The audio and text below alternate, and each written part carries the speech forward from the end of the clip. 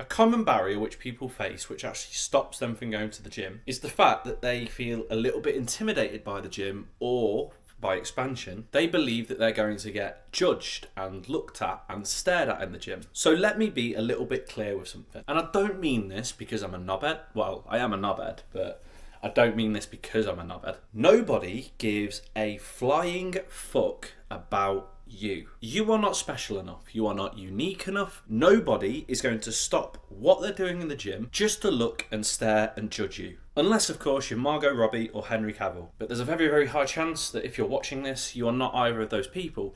So you've got nothing to worry about. Nobody gives a shit about you. Nobody gives a shit about you in the gym. Nobody gives a shit about what you're doing because they're focusing on something more important. They're focusing on themselves and what they're doing. So if they're not focusing on you, then why are you focusing on what they're thinking or doing? You shouldn't be. It's actually quite ironic because you think that you're going to get judged and therefore you're actually focusing on whether or not other people are judging you, which to an extent is focusing on other people. But they're not focusing on you, so stop focusing on them. I'd actually even go far to say that thinking that everybody is judging you or looking at you or staring at you is kind of arrogant. I mean, apply this to a different place. Imagine if you'd gone to the pub or a club or a bar and you go in and you assume that everybody is turning their heads, looking at you and, staring at you. That is the most arrogant fucking thing I've ever heard in my entire life. Nobody gives a shit about you unless you're like an A-list celebrity or whatever. You can apply this exactly to the gym. Unless you're like an A-list celebrity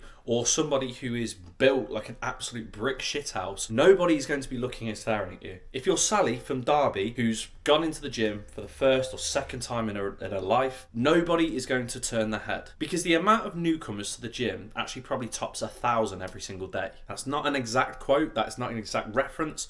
I don't know how many newcomers start the gym, but I'm quite confident with that number. So out of the thousands of newcomers that start the gym every day, what's so special about you that people have to stop and stare and judge? Fuck all. So this is what you need to do. You need to just put a set of earphones in, put on a really good playlist, get into your own zone and focus on the only thing that matters. And that's you and what you're doing. Because nobody else gives a shit about what you're doing, so you need to focus on what you're doing instead. And if you do that, you'll stop giving a shit about everyone else. And you'll start giving a shit about what you're doing and only that. You'll start getting in your own zone, you'll start getting into your own routine, and you'll actually stop caring about everything else. The gym will be just another place which you go in order to start progressing and developing yourself. And you'll gradually start becoming more comfortable with going because you realise that nobody actually cares about you. Stop giving a fuck about what people are thinking because they don't give a fuck about you one bit. You're not that special, okay?